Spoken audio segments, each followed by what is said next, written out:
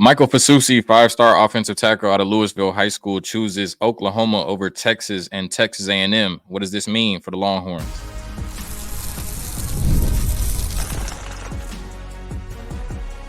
You are Locked On Longhorns, your daily podcast on the Texas Longhorns. Part of the Locked On Podcast Network, your team every day.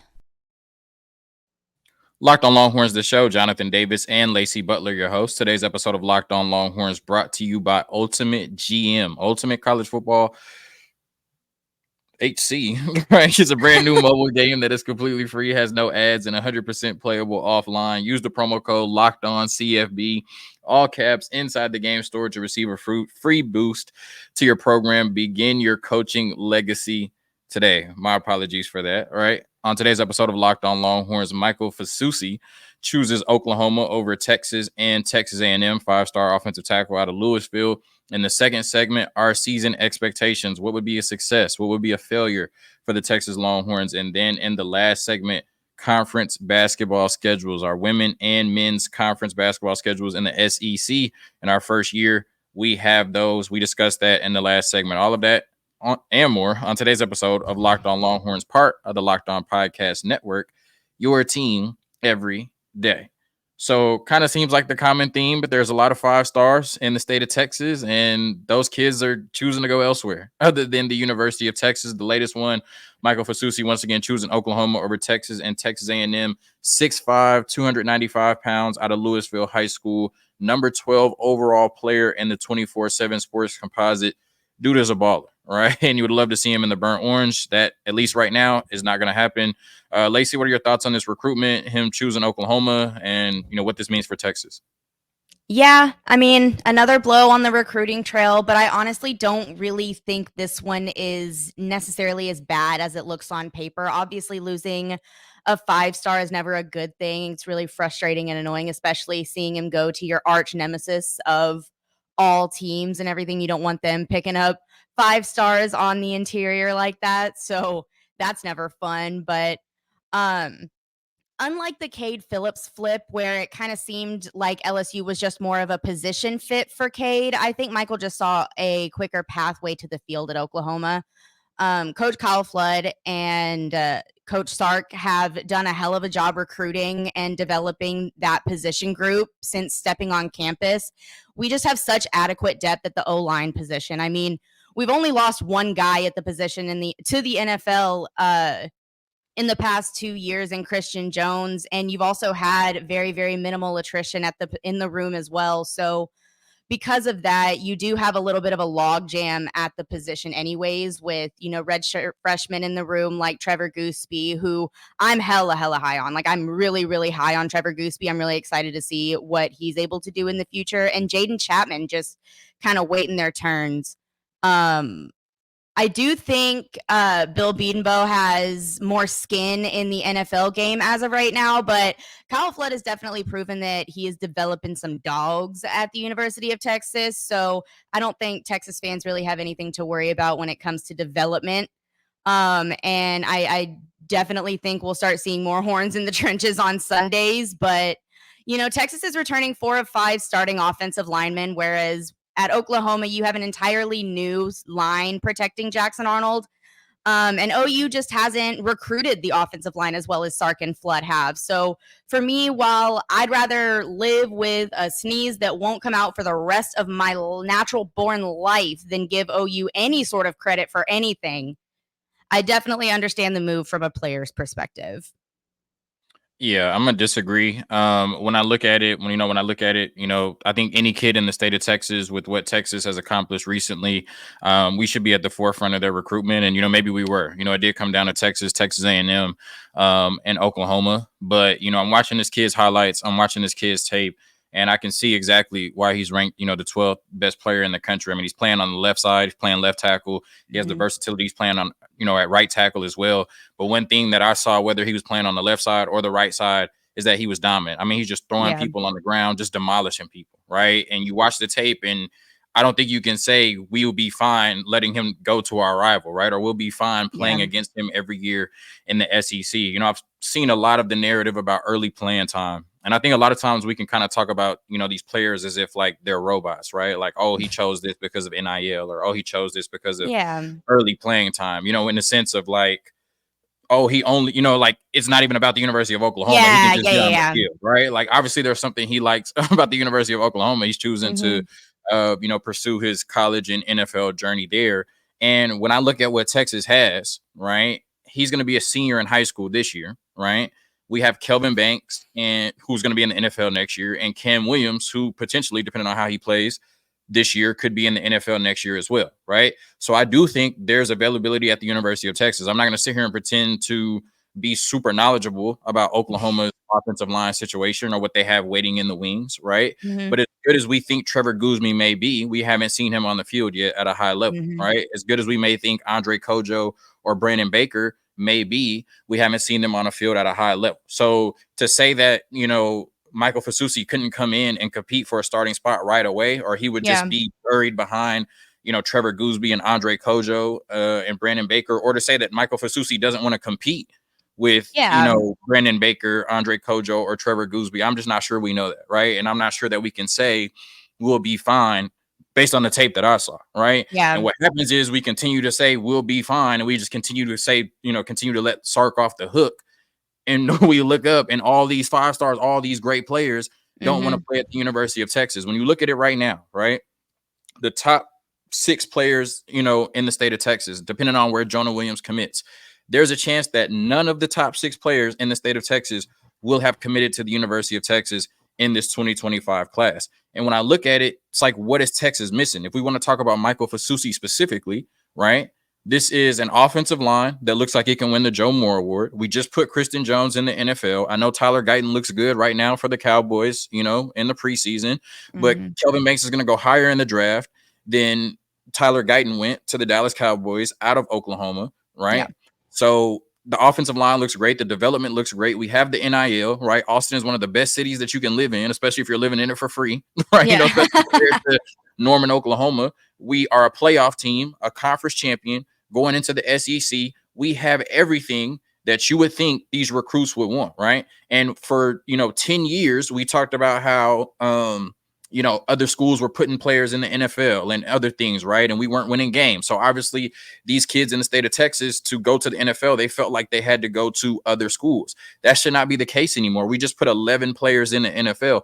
People should look at the University of Texas, especially kids in Texas, and say, okay, I can go there and achieve all of my dreams. And the last thing I want to say is that we talked for 10 plus years after Mac Brown until Steve Sarkisian about how the biggest issue at the University of Texas was that we were not recruiting the best in the trenches, right? I know we've had solid classes the last couple of years, right? But the best teams stacked them on top of each other, on top of each other, on top of each other, right?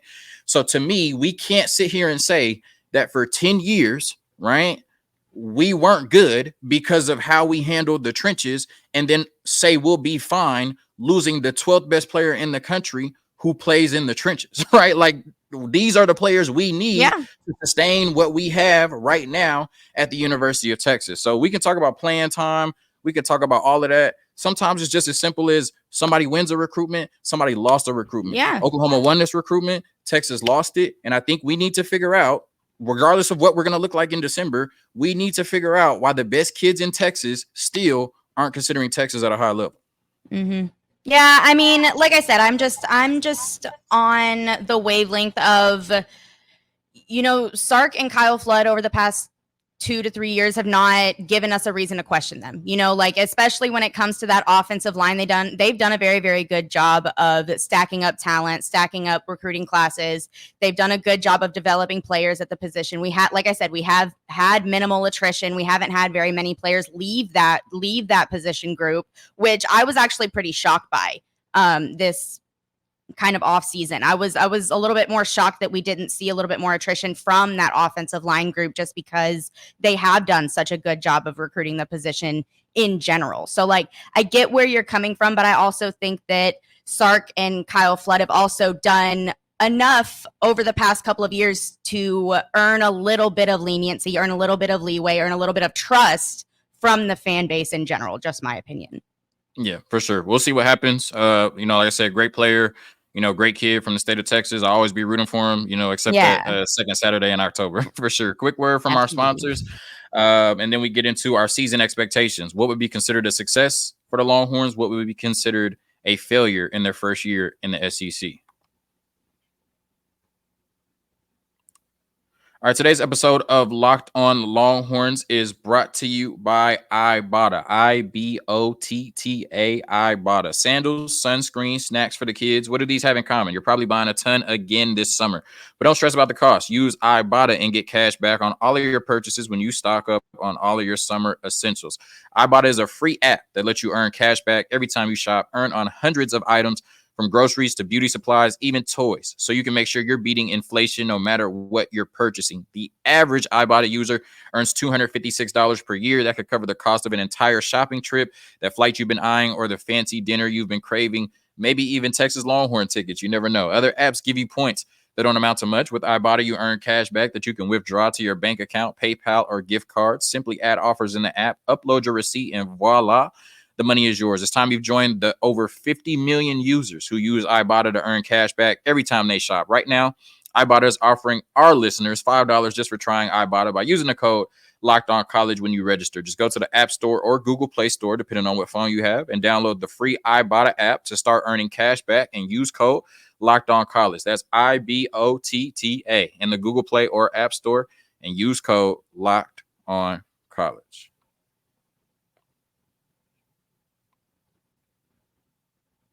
All right, Lacey, as everybody knows, obviously July 1st, we joined the SEC in our inaugural season in the SEC, and coming off of a conference championship, the first one since 2009 at the 40 acres, coming off of a 12-2 season where you lost to Oklahoma and Washington. And Steve Sarkisian has talked about unequivocally, this is the most talented team he's had at the 40 acres. Now, this was before we lost Christian Clark and Cedric Baxter to injury. We just picked up a grad transfer. I saw a running back. I don't have his name right now. I apologize, but I know he has 1,000+ career yards. So, some good depth for the running back room. Played at Kansas and then SMU.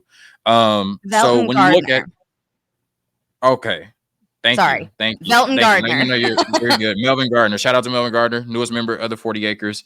Like I said, played at Kansas and then at SMU, over 1,000 career rushing yards. So some much needed, depth and experience in that room, with only 12 career carries behind Jaden Blue. So when we look at, how we're going to, conceptualize success or failure this year in the SEC, Lacey, what is your idea of a successful season? What is your metric for a successful season for the Longhorns this year? So I think Texas is in kind of a little bit of a funky spot, because I think there is the chance, and a pretty high chance in my opinion, that we will have a better on the field product, but there's a possibility we could drop one more game. And I still think that that would be considered a successful season. Whereas a lot of people would look at the record and be like, oh, well, you lost one more game. You didn't go here. You didn't go there. You didn't do this better than last year. So you're not a better team. I would obviously disagree with that. I do think this is the deepest Texas team that we've had under Steve Sarkisian. I do think that we will have a more dynamic passing attack. I do think that we'll have a better pass defense compared to last year. And I do think that we will see an uptick in sack production on the edges. But all of that can be true, and I can still see a world where we drop one more game than we did last year, especially now with a few more questions and curiosities happening in the backfield.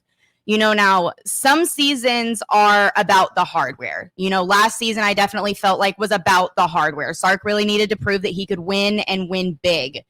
Prove that he can win 10 games. Prove that he can take that 5-7 Texas team in 2021 to a conference title 2 years later. And he did that.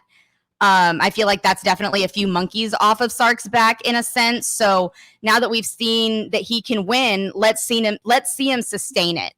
I don't necessarily measure program success on how many trophies or individual awards you win in a singular season. But as a fan, all I truly care about seeing from my team is progress. The on the field progress has been constant over the past 3 years when it comes to Steve Sarkisian and what he's been able to do on the field. Going from 5-7 to year one, adding 3 wins and going to 8-5 in year two, and then adding 3 more wins and going to 11-1 in year three. So now, with all of that being said, we're not in Kansas anymore. So literally speaking, this is a brand new conference. We hear a lot about how the SEC can be viewed as a pretty quote unquote top heavy conference. But the fact of the matter is you just can't argue the increase in talent level. The SEC is littered with NFL talent all over the board from top to bottom, from Kentucky to Georgia. And as much as we want to say that we have an easy or an easier schedule year one in the conference, we're still facing tougher competition, tougher environments week in and week out than we were in the Big 12. And I don't expect us to be immune to that, no matter how good of a team we have on paper and no matter how good we look in general. So honestly, for me, with our schedule looking the way that it is, and with it now being a 12-team playoff, I think I'd be satisfied with 10-2 and a semifinal appearance. I think that would be a very, very good area for me, because it means you're being competitive in the SEC, and it also means you're being competitive nationally whenever you're competing against other teams in the playoff. Assuming the 2 losses aren't to just some dookie teams, like some crappy teams, you'll put yourself in a prime position to compete for a national title this season if you're able to do that. So that's where I'm at. That's where my head's at. I just, like I said, I don't necessarily view it as a singular individual success. I like to see progress. I like to see a constant state of progression, and I feel like Sark has done that. So I feel like 10-2 and a semifinal appearance first year in the SEC would be a good state of progress for the Texas Longhorns. Yeah, when I look at it, I'm saying a conference championship appearance and playoff appearance are bust for me in terms of success. When you look at it, I don't think Texas should lose more than one SEC game. Now, there could be a scenario in which like Texas and Ole Miss, have one SEC loss, or Texas and Alabama have one SEC loss.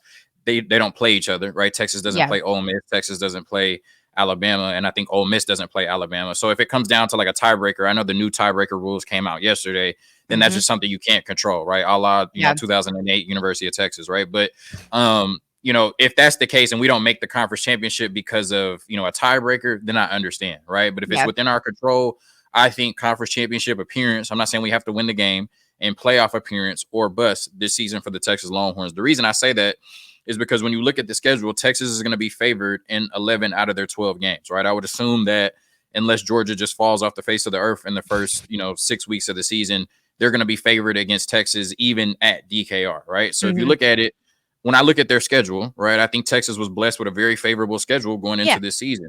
Colorado State, not worried about that game. Michigan, I think that's a game that we could lose, right? I think, Michigan, that's going to be a really tough game, but that game doesn't affect your ability to make the SEC championship, right?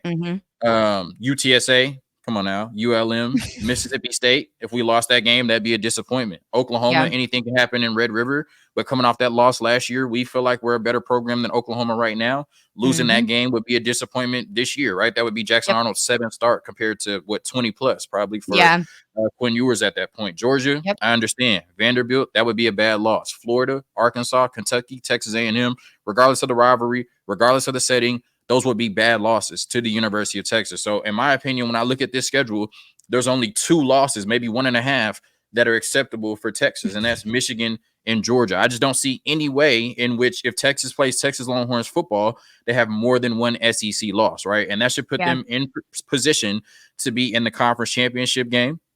And then that should put them in position to be in the playoffs. So that's why I think conference championship and playoffs are bust. And when you look at the biggest contenders to them being in the conference championship game, Georgia may run the table. They do have some really tough games. They go to Alabama, to Ole Miss, and to Texas. So maybe they're there, maybe they're not, right? But then you look at the other, bigger contenders right now in the conference. Ole Miss, they have Georgia and at LSU, right? Ole Miss hasn't beaten LSU at LSU in a long time, right? And so I think when you look at it, those 2 games are a little bit tougher than Texas, 2 biggest SEC games. And then when you look at Alabama, Alabama has Georgia, at Tennessee, and at Oklahoma. So even when I look at their SEC schedule, their conference schedule, it's a little bit more difficult than what the Longhorns have on their plate. So, when I look at it, like I said, Texas should be able to run through their SEC schedule and go 7-1. They should have 2 losses maximum on their schedule this year, 10-2. And I think that should be good enough to be in the conference championship game and in the playoffs. Like I said, barring, some type of tiebreaker that doesn't go Texas' way. Yeah. All right, there you go. Yeah. Quick word from our sponsors, and then we get into the conference basketball schedules, the women's and the men's in the SEC. Talk about that next.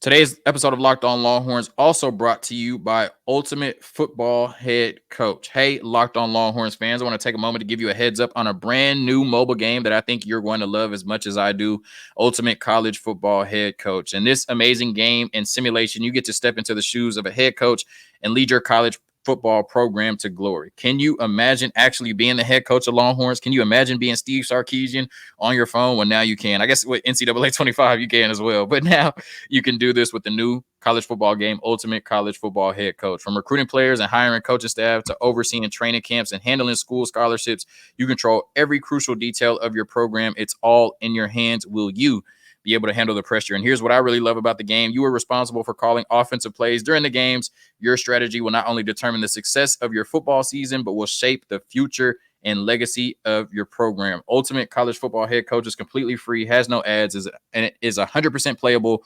offline. You can play on the go as you want and when you want to. To download the games, just visit ultimate-collegefootball.com, ultimate-collegefootball.com, or look it up in the app stores. Ultimate College Football Head Coach.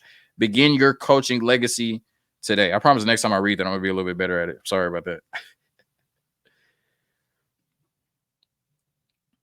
All right, here we go. So talking about the women's and men's college basketball schedules, the conference basketball schedules, they were released recently for the SEC.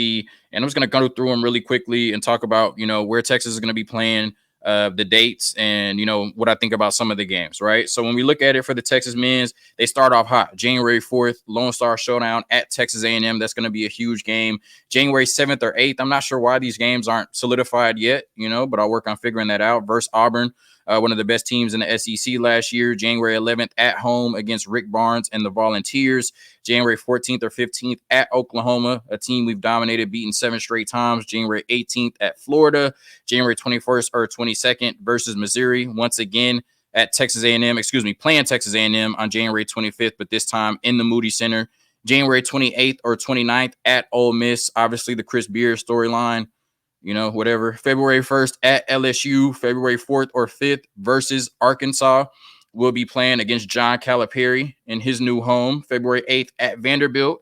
February 11th or 12th versus Alabama, a team that just made the Final Four. February 15th versus Kentucky, John Calipari's old team. We'll see how they look under Mark Pope, former BYU coach that beat Texas a few times last year, or maybe once. February 22nd at South Carolina. February 25th or 26th playing John Calipari again at Arkansas.